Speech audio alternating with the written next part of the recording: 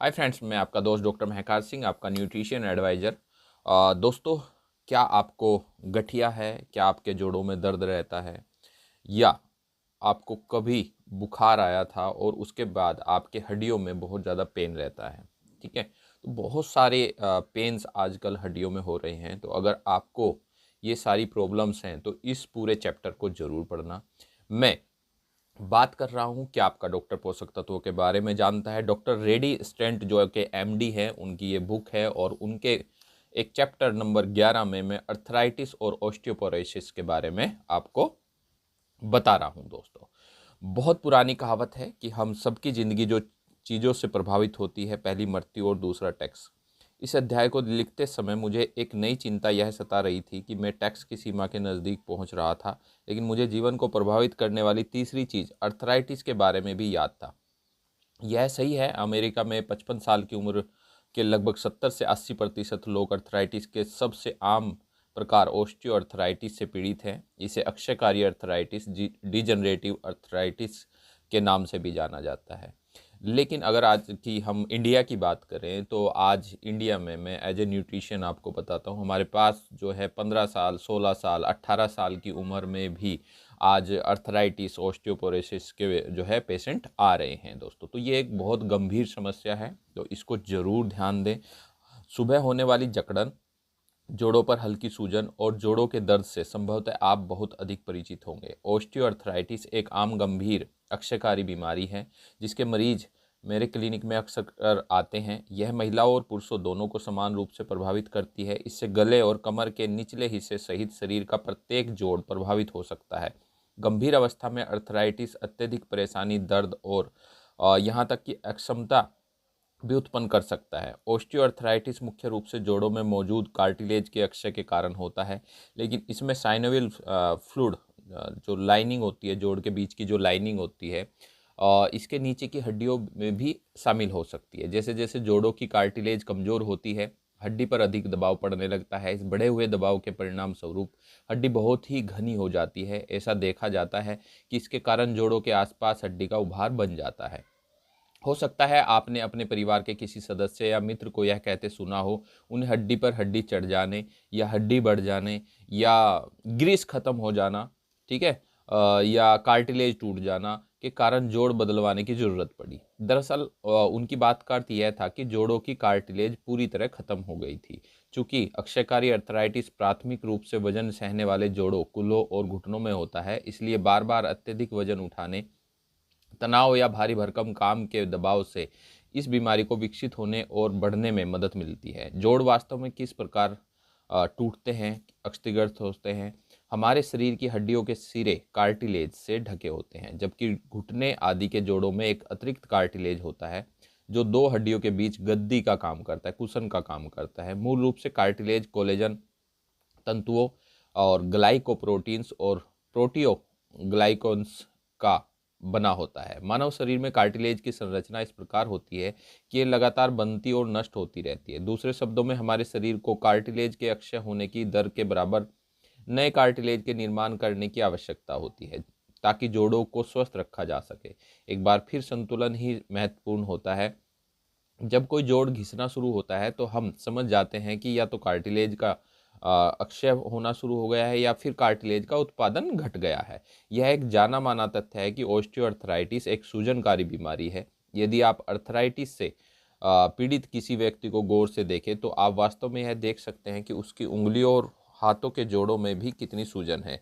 क्या आपने कभी इस बारे में सोचा है कि इस सूजन का कारण क्या है और यह कार्टिलेज को किस प्रकार क्षतिग्रस्त करती है? इसके जवाब भी कई हैं, क्योंकि दरअसल जोड़ों में सूजन कई कारणों से आ सकती है। जैसा कि आप नीचे गए, मैं अभी आपको पढ़ करके सुना रहा हूँ बॉक्स के अंदर। हमारे जोड़ों में सूजन के कारण, साइटोकाइनेस जोड़ों में सूजन के मुख्य कारणों में से एक है।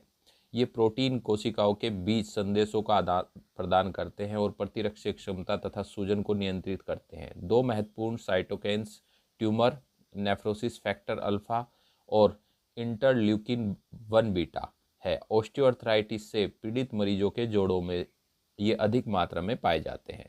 प्रोटो प्रोटीएज एंजाइम प्रोटीन के टूटने का कारण होते हैं और ये भी जोड़ों में सूजन पैदा करते हैं। प्रोटीएज साइटोकाइंस द्वारा नियंत्रित होते हैं इन एंजाइमों में से कुछ में सूजन विरोधी गुण होते हैं, जबकि कुछ में सूजन पैदा करने के गुण होते हैं। स्पष्ट है कि अर्थराइटिस में सूजन बढ़ाने वाले प्रोटीएज की जीत होती है। फेगोसाइट्स, न्यूट्रोफिल्स जिसको हम कहते हैं, संक्रमण को मिटाने और कार्टिलेज तथा साइनोविल लाइनिंग को टूटने से बचाने की कोशिश में सूजन वाले जोड़ की ओर आकर्षित होते हैं। परंतु जैसा कि आपने पिछले अध्याय में पढ़ा है कि यह सूजनकारी प्रतिक्रिया हमेशा अच्छी नहीं होती है। वास्तव में न्यूट्रोफिल्स की वजह से जोड़ों में सूजन अधिक बढ़ जाती है। इस्कीमिया रिपरफ्यूजन फिनोमिया एक कठिन दिखाई देने वाली सरल प्रक्रिया है। जब हम वजन ढोने वाले जोड़ जैसे कूल्हे या घुटने का प्रयोग करते हैं तो चलने या खासकर दौड़ने पर हमारे वजन द्वारा बनाए गए दबाव से कार्टिलेज में रक्त प्रवाह रुक जाता है। इसे इस्कीमिया या रक्त आपूर्ति में कमी कहते हैं। जब हम जोड़ पर से वजन हटाते हैं तो दबाव कम हो जाता है और रक्त फिर से कार्टिलेज में प्रवाहित होने लगता है। इसे हम रिपरफ्यूजन कहते हैं। इस प्रक्रिया और सूजन के कारणों की वजह से शरीर में अत्यधिक मात्रा में स्वतंत्र तत्वों का निर्माण होता है। इन स्वतंत्र तत्वों फ्री रेडिकल्स के कारण एंटीऑक्सीडेंट रक्षा तंत्र पर दबाव पड़ता है और परिणाम स्वरूप ऑक्सीडेटिव तनाव उत्पन्न होता है। जब एंटीऑक्सीडेंट रक्षा तंत्र कमजोर पड़ जाता है तो जोड़ों में मौजूद ऑक्सीडेटिव तनाव कार्टिलेज और साइनोवियल लाइनिंग को क्षतिग्रस्त कर देता है। ऐसे में जब शरीर तेजी से कार्टिलेज का पुनर्निर्माण नहीं कर पाता तो जोड़ खराब होने लगते हैं। एक और अर्थराइटिस, रूमेटाइटिस। रूमेटाइटिस अर्थराइटिस एक स्व प्रतिरोधी बीमारी है। जब शरीर का प्रतिरक्षी तंत्र जोड़ों के साइनोविल फ्लूइड और कार्टिलेज पर आक्रमण करना शुरू कर देता है तब रूमेटाइटिस अर्थराइटिस होता है। यह अध्याय 10 में हमने बताया है कि कैसे स्व प्रतिरोधी बीमारियां आपके शरीर को नष्ट करती हैं। इसके परिणाम स्वरूप सूजन की एक असंतुलित प्रक्रिया शुरू होकर शरीर के स्वस्थ ऊतकों को नष्ट करने लगती है। इस प्रतिक्रिया से न सिर्फ अत्यधिक मात्रा में स्वतंत्र तत्वों का निर्माण होता है बल्कि यह साइटोकाइंस खासकर टीएनएफ ए को भी आकर्षित करती है। अध्ययनों से पता चलता है कि रूमेटाइटिस अर्थराइटिस के मरीजों के प्लाज्मा में टीएनएफ ए बहुत अधिक मात्रा में पाया जाता है। अध्ययनों से यह भी संकेत मिलता है कि रूमेटाइटिस अर्थराइटिस के मरीजों में सामान्य व्यक्ति की अपेक्षा स्वतंत्र तत्वों का निर्माण 5 गुना अधिक होता है। परिणाम स्वरूप बेहिसाब ऑक्सीडेटिव तनाव काम करता है और रूमेटाइटिस अर्थराइटिस से पीड़ित लोगों के जोड़ खराब होने लगते हैं। यदि आप रूमेटाइटिस अर्थराइटिस से पीड़ित किसी व्यक्ति को जानते हैं तो आपको यह बात बहुत अच्छी तरह पता होगी कि यह बीमारी कितनी नुकसानकारी है। इससे अक्सर अक्षम कर देने वाली विकृति और दर्द होता है। हालांकि रूमेटाइटिस अर्थराइटिस से पीड़ित लोगों में ऑस्टियोआर्थराइटिस के मरीजों की अपेक्षा ऑक्सीडेटिव तनाव बहुत अधिक पाया जाता है, लेकिन दोनों बीमारियों में कार्टिलेज की अक्षति, कार्टिलेज का नुकसान ऑक्सीडेटिव तनाव के कारण ही होता है। ऐसे में जबकि हम पारंपरिक इलाज पर निर्भर हैं, इन बीमारियों के मुख्य कारणों को समझना महत्वपूर्ण है। अर्थराइटिस का पारंपरिक इलाज। रूमेटाइटिस अर्थराइटिस और ऑस्टियोआर्थराइटिस दोनों के लिए ही आधारभूत पारंपरिक इलाज के रूप में स्टेरॉयड रहित एंटी इन्फ्लेमेटरी यानी कि दर्द की दवाओं या एस्प्रिन का इस्तेमाल किया जाता है। हालांकि ये दवाइयाँ जोड़ों में सूजन कम करती हैं, लेकिन साथ ही तत्काल इनके कुछ विपरीत प्रभाव भी होते हैं, जैसे पेट में अल्सर और आंतों में रक्तस्राव।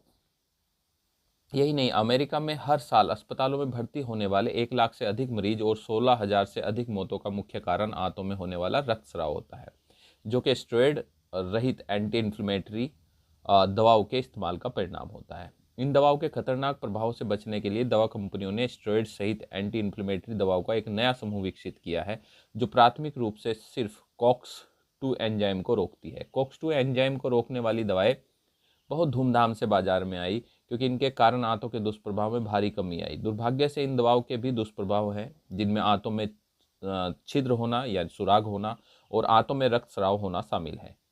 हालांकि ये दुष्प्रभाव शुरुआती स्टेरॉयड रहित एंटी इन्फ्लेमेटरी दवाओं जैसे तेजी से नहीं होते हैं। अर्थराइटिस के मरीजों द्वारा स्टेरॉयड रहित एंटी इन्फ्लेमेटरी दवाओं के इस्तेमाल करने को लेकर मेरी सबसे बड़ी चिंता यह है कि ये दवाइयाँ बीमारी के सबसे प्रमुख कारण ऑक्सीडेटिव तनाव पर आक्रमण किए बगैर सिर्फ दर्द से राहत देती है। अब गंभीर रूमेटाइटिस अर्थराइटिस के मरीजों का इलाज भी अधिक शक्तिशाली एंटी इन्फ्लेमेटरी दवाइयाँ जैसे प्रेडिनिसोलोन और गोल्ड या कीमोथेरेप्यूटिक दवाइयाँ जैसे मिथोट्रेक्सेट या इम्यूरान से किया जा रहा है। पेगी की कहानी। इस कहानी के द्वारा हम देखेंगे कि कैसे अर्थराइटिस से जो पेशेंट था पेगी कैसे परेशान था और कैसे उसने अपना ट्रीटमेंट किया। पेगी एक आकर्षक महिला थी जिन्हें मैं पिछले कई सालों से जानता हूं। जब मैं पेगी से पहली बार मिला था तब उनके पैर का निचला हिस्सा घुटने घुटने में हुई चोट के कारण बाहर की ओर मुड़ा हुआ था। इस कारण उन्हें न सिर्फ घुटने में बल्कि दाएं कूल्हे में भी असहनीय पीड़ा होती थी, क्योंकि उन्हें बड़े अजीब तरीके से चलना पड़ता था। पेगी ने इस भयंकर अक्षयकारी अर्थराइटिस के बारे में मुझसे बात की। उन्होंने बताया कि किशोर अवस्था में स्कीइंग करते समय हुई एक दुर्घटना के बाद उनके दाहिने घुटने में यह बीमारी विकसित हो गई थी। इस दुर्घटना में उनके घुटने की कार्टिलेज टूट गई थी और फिर कुछ ही दिनों बाद उस घुटने में फिर से चोट लग गई। दूसरी चोट के बाद उनके पास ऑपरेशन के अलावा कोई दूसरा रास्ता नहीं बचा था। डॉक्टरों ने ऑपरेशन करके उनके घुटने के गंभीर रूप से कार्टिलेज का जो टूटा हुआ हिस्सा था को अलग कर दिया था। ऑपरेशन के बाद डॉक्टर ने उन्हें चेतावनी दी कि भविष्य में उन्हें घुटने से कई समस्याएं हो सकती है। डॉक्टर ने उन्हें काम करते वक्त घुटने की सुरक्षा के लिए उस पर बांधने के लिए पट्टी दी। उन्हें एक और सलाह यह दी गई थी कि वे दर्द को नियंत्रित करने के लिए स्टेरॉइड रहित एंटी इन्फ्लेमेटरी दवा का इस्तेमाल करती रहे और जितना अधिक हो सके घुटने का प्रत्यारोपण टालती रहे। पेगी यह बात अच्छी तरह जानती थी कि यदि वह भाग्यशाली रही तो घुटने का प्रत्यारोपण 8 से 12 वर्ष तक ही प्रभावशाली रहता है। चूंकि वे युवा थी, इसलिए उनके पास इससे जीने के लिए 4-5 गुना अधिक समय था। उसे क्या करना चाहिए था? जब मैं पेगी से मिला तब डॉक्टर घुटने के प्रत्यारोपण के विकल्प के बारे में उनसे बात कर चुके थे और वो इस बात को गंभीरता से ले रही थी। वे इस सर्जरी को जितना अधिक टाल सकती थी यह उनके लिए उतना ही बेहतर था, लेकिन वर्तमान परिस्थितियों में डॉक्टरों ने भविष्यवाणी कर दी थी कि उन्हें दर्द के साथ ही जीना होगा। पेगी सर्जरी टालने के लिए सभी कुछ करने के लिए दृढ़ संकल्पित थी, लेकिन वे अपने जीवन की गुणवत्ता की कीमत पर कोई भी समझौता नहीं करना चाहती थी। उन्होंने अतिरिक्त पोषक तत्वों फूड सप्लीमेंट के रूप में कुछ पढ़ रखा था और उन्हें विश्वास था कि वे पोषक तत्व उनके जीवन को बेहतर बना सकते हैं। उन्होंने कुछ अंगूर के बीज का अर्क, आवश्यक वसा अम्ल, कैल्शियम और मैग्नीशियम के अतिरिक्त तत्वों के साथ शक्तिशाली एंटीऑक्सीडेंट और खनिज का मिश्रण लेना शुरू कर दिया। साथ ही उन्होंने 2000 मिलीग्राम ग्लूकोजामिन सल्फेट भी लेना शुरू कर दिया। पेगी ने फिजिकल थेरेपी जारी रखी और वह संतुलित भोजन ले रही थी। अतिरिक्त पोषक तत्वों का सेवन शुरू किए पेगी को कुछ ही महीने हुए थे, लेकिन वे सुधार महसूस करती थी। अब वे स्टेरॉइड रहित एंटी इन्फ्लेमेटरी दवा पर कम निर्भर थी और पिछले सालों की अपेक्षा अधिक काम कर सकती थी। वे अब पहले की अपेक्षा बहुत अधिक सक्रिय हो गई थी और उन्हें दर्द भी कम होता था। वास्तव में वे अब भय से उभर गई थी और इन सालों में वह अपनी पहली बार स्नो स्कीइंग के लिए भी गई थी। हालांकि पेगी के लिए सबसे उत्साहजनक बात तब हुई जब वे डॉक्टर के पास गई और उन्होंने उनके घुटने का एक्सरे लिया। जब डॉक्टर ने इस एक्सरे की तुलना 2 वर्ष पहले के एक्सरे से की तो वे भी आश्चर्यचकित रह गए। तुलना से पता चला कि अब उनके पैर में उतना अधिक झुकाव नहीं था और वे हड्डियों के बीच बढ़ी हुई खाली जगह भी देख पा रहे थे। पेगी को हड्डियों के बीच खाली जगह दिखाते हुए डॉक्टर ने उन्हें समझाया कि यह इस बात का प्रमाण था कि कार्टिलेज का निर्माण फिर से शुरू हो चुका था। यह सब जानकर पेगी को आश्चर्य नहीं हुआ, क्योंकि पोषक दवाइयों पर शोध के दौरान इस अंतर को महसूस कर सकती थी और उन्होंने इन सभी संभावनाओं के बारे में जान लिया था। डॉक्टर की तरफ से दिखाया गया सुधार सिर्फ केक पर आइसिंग था। पेगी की सक्रियता का बढ़ना जारी है और वे अपनी इच्छा के अनुसार हर काम करती है। वे अभी भी अपने किसी खेल के दौरान घुटने पर विशेष पट्टी बांधती है। वे अतिरिक्त पोषक तत्वों का सेवन भी करती है। वे हर साल इस बात का जश्न मनाती है कि उन्होंने घुटने का प्रत्यारोपण 1 साल के लिए टाल दिया। पेगी इतना बेहतर क्यों कर पा रही है? आइए उनके द्वारा अपनाई गई रणनीति पर गौर करें। पेगी ने अपनी दुर्घटना के बाद हुई अक्षयकारी अर्थराइटिस की बीमारी को पूरी तरह कोशिकीय स्तर पर समझा। उन्होंने यह सब अपने व्यक्तिगत अध्ययन और वैज्ञानिक बैठकों में हिस्सा लेकर जाना। दूसरी बात यह है कि उन्होंने सभी उपलब्ध संभावित जवाबों को स्वीकार किया और तीसरा, उन्होंने उस ज्ञान को काम में बदल दिया। अतिरिक्त एंटीऑक्सीडेंट तत्व। पेगी की तरह अक्षयकारी अर्थराइटिस से पीड़ित हर व्यक्ति को शक्तिशाली संतुलित एंटीऑक्सीडेंट और खनिज तत्वों की अतिरिक्त खुराक लेने की जरूरत है। इस बात के पुख्ता प्रमाण मौजूद हैं कि अर्थराइटिस से पीड़ित मरीजों में अनेक प्रकार के एंटीऑक्सीडेंट तथा सहायक पोषक तत्व जैसे vitamin D, vitamin C, vitamin E, boron एक प्रकार का खनिज होता है तथा विटामिन B3 की कमी होती है। जैसा कि आप इस पुस्तक से सीख रहे हैं, ये सभी एंटीऑक्सीडेंट आपको पर्याप्त मात्रा में लेने की ज़रूरत होती है जिससे ऑक्सीडेटिव तनाव को नियंत्रित किया जा सके। पेगी इन सभी पोषक तत्वों की अतिरिक्त खुराक ले रही थी, साथ ही एक और महत्वपूर्ण तत्व का सेवन कर रही थी, glucosamine sulphate. Glucosamine sulphate cartilage का निर्माण करने वाला ग्लूकोजामिन एक मूलभूत पोषक तत्व है। यह एक साधारण अमीनो शर्करा है जो प्रोटियोग्लाइकेंस का प्राथमिक अवयव है। ये प्रोटियोग्लाइकेंस ऐसे अणु होते हैं जो कार्टिलेज को उनका लचीलापन प्रदान करते हैं। स्टेरॉयड रहित एंटी इन्फ्लेमेटरी दवाओं और एस्प्रिन की तरह ग्लूकोजामिन सिर्फ दर्द को ही नियंत्रित नहीं करता, बल्कि यह क्षतिग्रस्त कार्टिलेज के पुनर्निर्माण में भी मदद करता है। शुरुआती अध्ययनों के मुताबिक ग्लूकोजामिन सल्फेट का सेवन करने से थोड़े समय के लिए फायदा होता है, इसलिए अधिकांश डॉक्टर इससे प्रभावित नहीं हुए। 1999 में अमेरिकी कॉलेज ऑफ रूमेटोलॉजी की वार्षिक बैठक में एक रिपोर्ट पेश की गई। इसे 3 साल में अलग अलग शोध कर तैयार किया गया और डॉक्टरों ने भी पसंद किया। यह अध्ययन बताता था कि ग्लूकोजामिन न केवल अर्थराइटिस में दर्द व सूजन को कम करता है, बल्कि कार्टिलेज के क्षय को भी रोक देता है। इस शोध की सबसे ज़्यादा प्रभावित करने वाली बात यह थी कि इसके सेवन से वास्तविक कार्टिलेज के पुनर्निर्माण के प्रमाण भी मिले, जैसा कि पेगी के मामले में हुआ था। अध्ययन में जिन लोगों ने पारंपरिक स्टेरॉयड रहित एंटी इन्फ्लेमेटरी दवाई ली थी, उनके जोड़ों में लगातार तेजी से अक्षय होना जारी रहा। इस अध्ययन के साथ कई और अध्ययन यह बताते हैं कि ग्लूकोजामिन सल्फेट की 1500 से 2000 mg मात्रा लेने वाले अर्थराइटिस के मरीजों के स्वास्थ्य में उल्लेखनीय सुधार होता है और इसके कोई दुष्प्रभाव भी नहीं होते हैं। इस प्रकार के दौरान उत्साहजनक बात यह सामने आई कि ग्लूकोजामिन का सेवन बंद कर देने के बावजूद मरीजों को कई हफ्तों और यहाँ तक कई महीनों तक दर्द का एहसास नहीं हुआ था। वहीं दूसरी ओर स्टेरॉयड रहित एंटी इन्फ्लेमेटरी दवाओं के कई दुष्प्रभाव हैं, जैसे अल्सर, आंतों में रक्तस्राव तथा लीवर में अक्षति होना। इस बात को जानते हुए कि ये दवाएं अक्षयकारी प्रक्रिया को बिल्कुल कम नहीं करती हैं, बल्कि कहीं न कहीं उसे बढ़ाती ही हैं, यह जानकर आश्चर्य होता है कि दुनिया भर में स्टेरॉयड रहित एंटी इन्फ्लेमेटरी दवा लेने की सलाह क्यों दी जाती है। दवा कंपनियों को हताश करने के लिए आजकल अधिक से अधिक डॉक्टर ग्लूकोजामिन सल्फेट लेने की सलाह दे रहे हैं। इसका नतीजा मैंने अपने प्रैक्टिस पर देखा, जो अब अच्छी चल रही है। हालांकि मैं अर्थराइटिस के अपने सभी मरीजों को ग्लूकोजामिन लेने की सलाह देता हूं, लेकिन तुरंत आराम के लिए स्टेरॉयड रहित एंटी इन्फ्लेमेटरी दवा भी देता हूं। मुझे यह जानकर खुशी होती है कि ग्लूकोजामिन लेने का निर्णय करने वाले मेरे मरीजों को कभी कभी ही स्टेरॉयड रहित एंटी इन्फ्लेमेटरी दवा लेने की ज़रूरत होती है। जब ये मरीज साथ में एंटीऑक्सीडेंट, खनिज, आवश्यक वसा और अंगूर के बीज का अर्क भी लेते हैं, तो परिणाम और बेहतर होते हैं।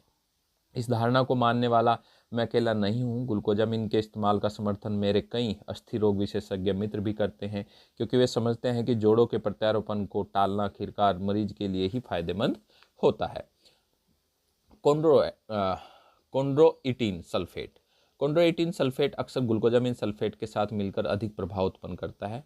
कॉन्ड्रोइटिन प्रोटियोग्लाइकेंस का हिस्सा बनता है और कार्टिलेज में पानी आकर्षित करने के लिए जिम्मेदार होता है। इससे कार्टिलेज अधिक मुलायम और लचीला बनता है। इन महत्वपूर्ण पोषक के बगैर कार्टिलेज सूखा और कमज़ोर हो जाता है। मैं व्यक्तिगत तौर पर यह महसूस करता हूं कि ग्लूकोजामिन सल्फेट अभी भी एक महत्वपूर्ण पोषक तत्व है। जहां तक कॉन्ड्रोइटिन के सेवन का इस्तेमाल है, तो इसके लिए अधिक मरीजों पर पूरी तरह अध्ययन करने की ज़रूरत है, ताकि यह प्रमाणित हो सके कि कॉन्ड्रोइटिन की भूमिका वास्तव में महत्वपूर्ण होती है नहीं। मैं यह भी मानता हूं कि MSM एक प्राकृतिक एंटी इन्फ्लेमेटरी के बारे में भी विस्तृत अध्ययन की आवश्यकता है, लेकिन मेरे ऐसे कई मरीज हैं जिन्होंने अन्य दवाइयों के साथ इसे लेने के बाद सुधार महसूस किया। Chondroitin sulphate. कई अध्ययन बताते हैं कि कॉन्ड्रोइटिन की अतिरिक्त खुराक लेने वाले अर्थराइटिस के मरीजों को फायदा होता है, लेकिन इनमें से कई सकारात्मक अध्ययन कॉन्ड्रोइटिन के इंजेक्शन के परिणामों पर आधारित हैं और कुछ शोधकर्ताओं का मानना है कि कॉन्ड्रोइटिन आंतों के जरिए पूरी तरह अवशोषित नहीं होता है। कुछ शोधकर्ताओं का मानना है कि पहले यह टूटता है, फिर अवशोषित होता है और इसके बाद जोड़ों के कार्टिलेज में जाकर पुनर्गठित होता है। मेरे विचार से ऑस्टियोआर्थराइटिस के इलाज में कॉन्ड्रोइटिन के महत्व को तय करने के लिए अधिक अध्ययनों की आवश्यकता है। ऑस्टियोपोरोसिस पोषक तत्वों की कमी से होने वाली बीमारी है, जो अमेरिका में महामारी के स्तर पर फैली हुई है। विश्व के सबसे धनी और संपन्न देश अमेरिका में 2.5 करोड़ लोग ऑस्टियोपोरोसिस से होने वाले अशक्तता से प्रभावित हैं। इन पर अमेरिकी अर्थव्यवस्था का हर साल लगभग $14 अरब खर्च होता है। अमेरिका में हर साल होने वाले करीब 12 लाख फ्रैक्चर ऑस्टियोपोरोसिस का सीधा परिणाम होते हैं। मैंने अपने क्लिनिक में कूल्हे के फ्रैक्चर वाले ऐसे कई मरीजों को देखा है जो न कहीं गिरे थे और न ही उन्हें कोई चोट लगी थी, लेकिन उन्हें फ्रैक्चर हो गया था। रीढ़ की हड्डी पर अधिक दबाव पड़ने से फ्रैक्चर हो जाता है और इसके कारण बहुत अधिक दर्द होता है। इसका भी मुख्य कारण ऑस्टियोपोरोसिस ही है। अमेरिका जनता को यह बताया गया है कि ऑस्टियोपोरोसिस सिर्फ एस्ट्रोजन तथा कैल्शियम से संबंधित बीमारी है। इस राष्ट्रीय संकट के प्रतिक्रिया स्वरूप स्वास्थ्य समुदाय रजोनिवर्त होने वाली महिलाओं का इलाज हार्मोन रिप्लेसमेंट थेरेपी HRT से करता है, ताकि ऑस्टियोपोरोसिस को किसी न किसी प्रकार से रोका जा सके। हालांकि कई लोग मानते हैं कि HRT ऑस्टियोपोरोसिस के बढ़ने की प्रक्रिया को धीमा कर सकती है, लेकिन इसके नुकसान लाभ की अपेक्षा अधिक होते हैं। 1997 में new England journal of medicine में इस बारे में अनेक शोध अध्ययन छपे। इनमें ऐसी महिलाओं के अध्ययन शामिल थे जिन्होंने 5 से 10 साल तक एस्ट्रोजन रिप्लेसमेंट करवाया था। इन अध्ययनों के नतीजों ने शोधकर्ताओं को चौंका दिया। अध्ययन से इस बात का पता चला कि 40% से अधिक महिलाओं को स्तन कैंसर हो गया था। इस नकारात्मक रिपोर्ट के आते ही दवा कंपनियों ने तत्काल डॉक्टरों को यह बताकर मनाना शुरू कर दिया कि एचआरटी के फायदे इसके खतरों से कहीं अधिक हैं। उनका कहना था कि दूसरे शोध भी यह बताते हैं कि एचआरटी करवाने वाले मरीजों में दिल के दौरे, हृदयाघात तथा अल्जाइमर डिमेंशिया का खतरा काफ़ी कम हो जाता है। हालांकि 2 अन्य महत्वपूर्ण अध्ययनों, heart and oestrogen progesterone replacement study तथा वुमेन्स हेल्थ इनिशिएटिव स्टडी ने हृदय रोगों की बढ़ोतरी में कोई कमी प्रदर्शित नहीं की। यही नहीं, कुछ प्रमाण यह भी बताते हैं कि एचआरटी के बाद पहले साल में दिल के दौरे के मामले बढ़ गए थे। मज़ेदार बात यह है कि इन अध्ययनों से पता चला कि एचआरटी करवाने वाले लोगों में एलडीएल कोलेस्ट्रॉल खराब मात्रा की उल्लेखनीय कमी तथा एचडीएल कोलेस्ट्रॉल की मात्रा में उल्लेखनीय वृद्धि हुई थी। अब सवाल यह उठा कि ऐसी स्थिति में इन मरीजों में हृदय रोगों का खतरा कैसे बढ़ गया। मैं मानता हूं कि इस सवाल का जवाब दूसरे अध्ययन से मिलता है। इसके मुताबिक जिन महिलाओं ने संश्लेषित एचआरटी करवाई थी उनमें सी रिएक्टिव प्रोटीन की मात्रा में अत्यधिक बढ़ोतरी हुई थी। इस प्रोटीन को आप धमनी में सूजन की माप मान सकते हैं। यह विशेषकर महिलाओं में भविष्य में आने वाले दिल के दौरे का कोलेस्ट्रॉल से बेहतर सूचक है। याद रखें कि हृदय रोग धमनी में सूजन का रोग है, यह कोलेस्ट्रॉल से संबंधित रोग नहीं है। इन नए अध्ययनों को ध्यान में रखते हुए जब कोई महिला ऑस्टियोपोरोसिस से बचने के लिए संश्लेषित एचआरटी करवाती है तो इसके कुछ नुकसान भी होते हैं। खासकर एचआरटी लेने वाले मरीजों के पैरों में खून जमने तथा गॉल ब्लैडर की बीमारियों की आशंका बढ़ जाती है। बाजार में अब ऑस्टियोपोरोसिस के लिए कई दवाएं मौजूद हैं, जैसे फॉस्मोएक्स, एस्टोनेल, एविस्टा तथा कैल्सिटोनिन। इन दवाओं में हड्डियों का घनत्व बढ़ाने की एक क्षमता होती है। लंबे समय तक एचआरटी लेने के विपरीत प्रभावों के प्रति चिंता बढ़ने से डॉक्टर प्राथमिक रूप से एचआरटी के स्थान पर इन दवाइयों को लेने की सलाह अधिक से अधिक दे रहे हैं। इन दवाओं के इस्तेमाल पर किए गए छोटे अध्ययनों से पता चलता है कि इससे फ्रैक्चर और बार बार फ्रैक्चर का जोखिम उल्लेखनीय रूप से कम हो जाता है। इस बारे में तथा महिलाओं को रजोनिवृत्ति जैसे मेनोपॉज की बात करते हैं कि इस समय आने वाली समस्याओं पर विस्तृत अध्ययन के लिए मैं सलाह देता हूं कि आप डॉक्टर क्रिश्चियन नॉर्थरप की पुस्तक द विजडम ऑफ मेनोपॉज पढ़ें। हड्डियां सिर्फ कैल्शियम नहीं, जीवित ऊतक हैं। क्या आपको हाई स्कूल या कॉलेज की जीव विज्ञान प्रयोगशाला में रखा हुआ हड्डियों का ढांचा याद है? कई बड़े खेलों में यह मुख्य भूमिका निभाता था और परीक्षा का भी मुख्य आकर्षण होता था। हालांकि प्लास्टिक के इस मॉडल ने अनेक बच्चों को हड्डियों के बारे में बहुत कुछ सिखाया है, फिर भी हम अक्सर इस कंकाल के बारे में सोचते हैं बजाय कि उन हड्डियों के जो सक्रिय हैं, जीवित ऊतक हैं और जो लगातार ओस्टियोब्लास्टिक हड्डी बनने की प्रक्रिया और ओस्टियोक्लास्टिक हड्डी टूटने की प्रक्रिया के द्वारा खुद ही पुनर्निर्मित होती रहती है। हड्डी सिर्फ कैल्शियम के कणों का संग्रह ही नहीं है, बल्कि यह एक जीवित ऊतक है जो सूक्ष्म पोषक तत्वों और एंजाइम तत्व पर निर्भर अनेक जैव रासायनिक क्रियाओं में लगातार संलग्न रहती है। इसलिए किसी अन्य जीवित ऊतक की तरह हड्डी को भी विभिन्न पोषण की आवश्यकता होती है। अमेरिकी भोजन में सफ़ेद ब्रेड, सफ़ेद आटा, रिफाइंड शक्कर तथा वसा अधिक मात्रा में लिए जाते हैं, लेकिन इनमें बहुत से आवश्यक पोषक तत्व कम मात्रा में पाए जाते हैं। अमेरिकी भोजन में मांस तथा कार्बोनेट युक्त पेय पदार्थों की मात्रा भी बहुत अधिक होती है, जिससे हमारे शरीर में फास्फोरस की मात्रा बढ़ जाती है और कैल्शियम का अवशोषण घट जाता है।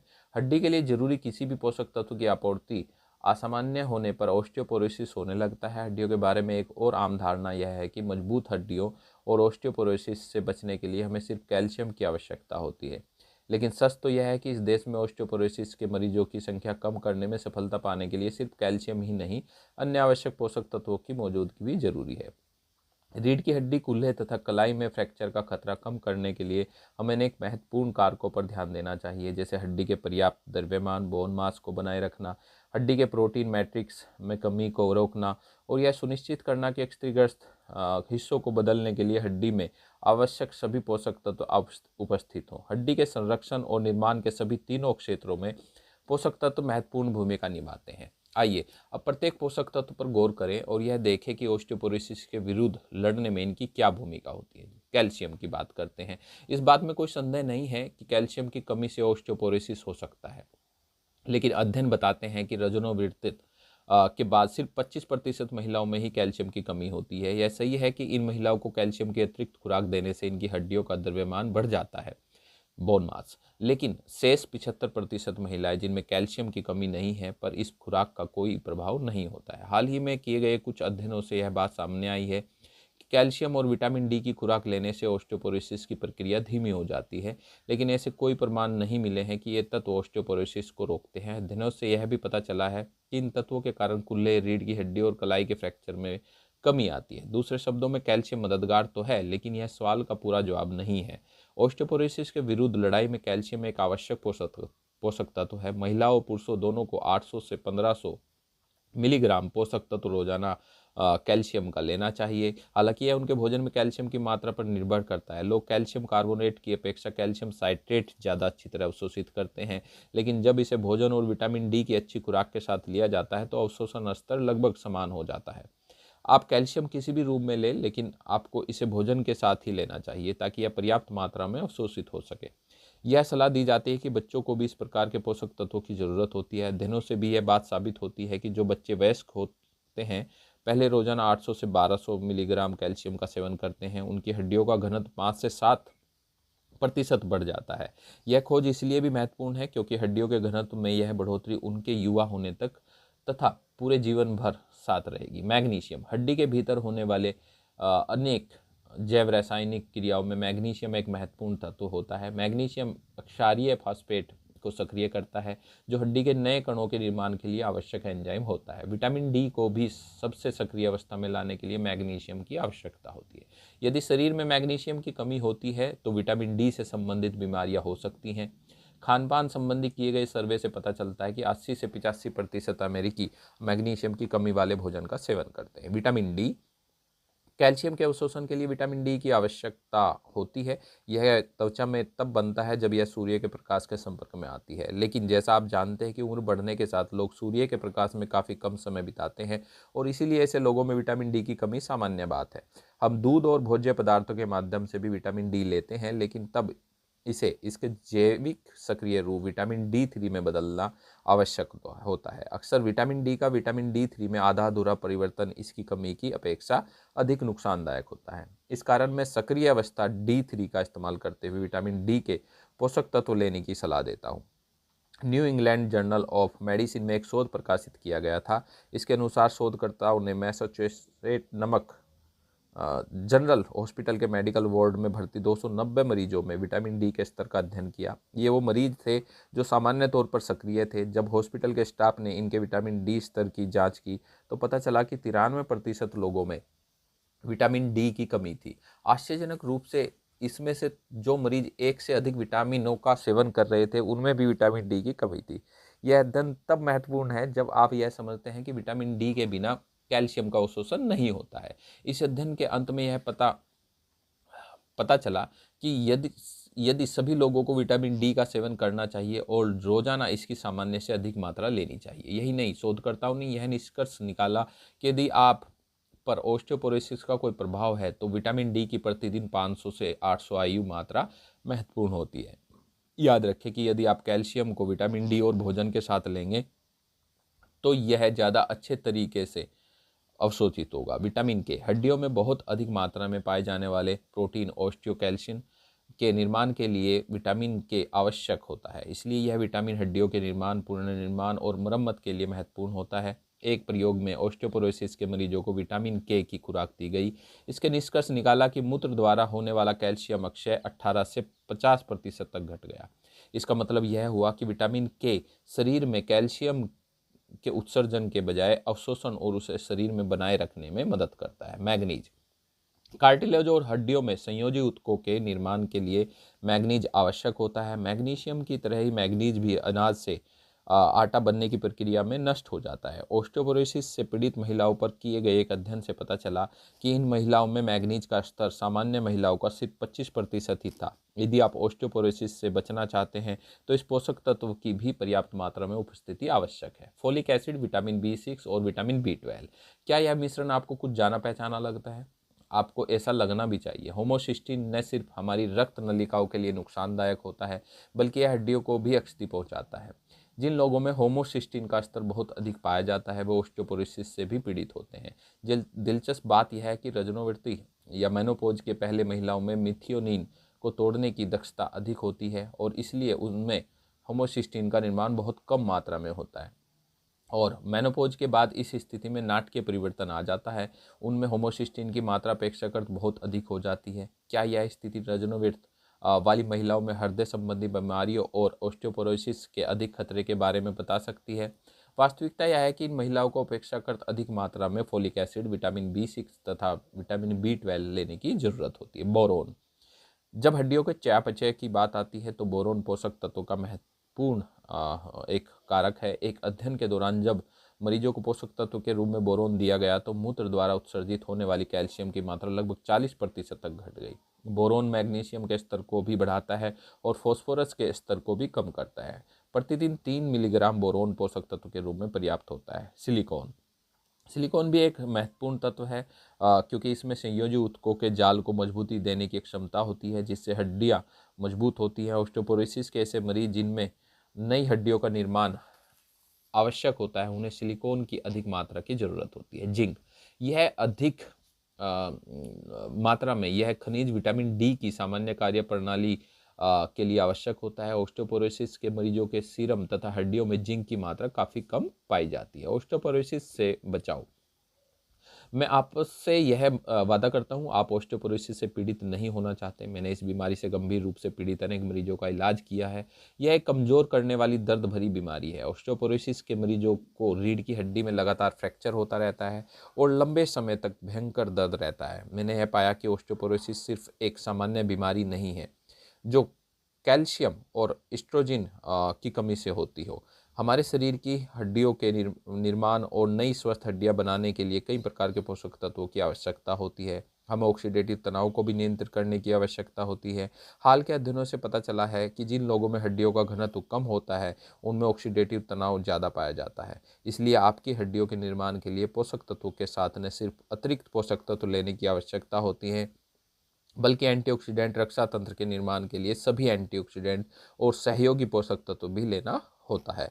मैं अपने सभी महिला और पुरुष मरीजों को 40 साल की उम्र बाद अपने अतिरिक्त पोषक तत्व लेने के लिए प्रोत्साहित करता हूं, जिनमें उच्च गुणवत्ता के एंटीऑक्सीडेंट, खनिजों की गोलियां तथा अतिरिक्त मात्रा में कैल्शियम, मैग्नीशियम, बोरोन और सिलिकॉन शामिल है। वयस्कों के लिए भी यह जरूरी है कि वे स्वास्थ्यवर्धक भोजन करें और साधारण व्यायाम कार्यक्रम बनाएं।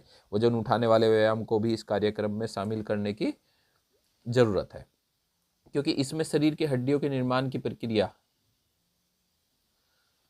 बढ़ जाती है। पैदल चलना पैरों के लिए जो लाभदायक हो सकता है, लेकिन इससे रीढ़ की हड्डी और कूल्हे को बहुत कम लाभ होता है। इसी प्रकार सिर से ऊपर वजन उठाने वाला व्यायाम हर उस व्यक्ति के लिए महत्वपूर्ण है जो इस खतरनाक बीमारी से बचना चाहता है। यही नहीं, जब मेरी रजनोवृत्त की मरीज पाती हैं कि उनमें जल्दी हड्डियां पतली होने वाली बीमारी ऑस्टियोपेनिया है तो वे आमतौर पर इसी कार्यक्रम के जरिए हड्डियों का घनत्व बढ़ाती हैं। यदि मेरे मरीज जीवन शैली में परिवर्तन करने के इच्छुक होते हैं तो वे उन्हें फासोमैक्स, एस्टोनेल, एविस्टा और कैल्शिटोन दवाइयाँ देना बंद कर देता हूँ। साथ ही मैं उन्हें भोजन में अतिरिक्त पोषक तत्व लेने और वजन उठाने के व्यायाम करने की सलाह देता हूँ। मैं इन मरीजों का साल में एक बार DXA हड्डियों का घनत्व स्कैन करवाता हूँ। यदि उनकी स्थिति स्थिर या सुधरती दिखती है तो मैं उन्हें बताए गए कार्यक्रम को जारी रखने को कहता हूँ। यदि उन्हें यह महसूस होता है कि उनकी हड्डियाँ अधिक पतली होती जा रही है तो मैं उन्हें नई दवाई देना शुरू करता हूँ। अर्थराइटिस और ऑस्टियोपोरोसिस दोनों से बचाव की कुंजी कोष्ठ के पोषण है। मैंने यहाँ ऐसे अनेक पोषक तत्वों के बारे में बताया है जिनसे आपको चिकित्सा साहित्य में लिखे इन तत्वों के महत्व की झलक मिलती है।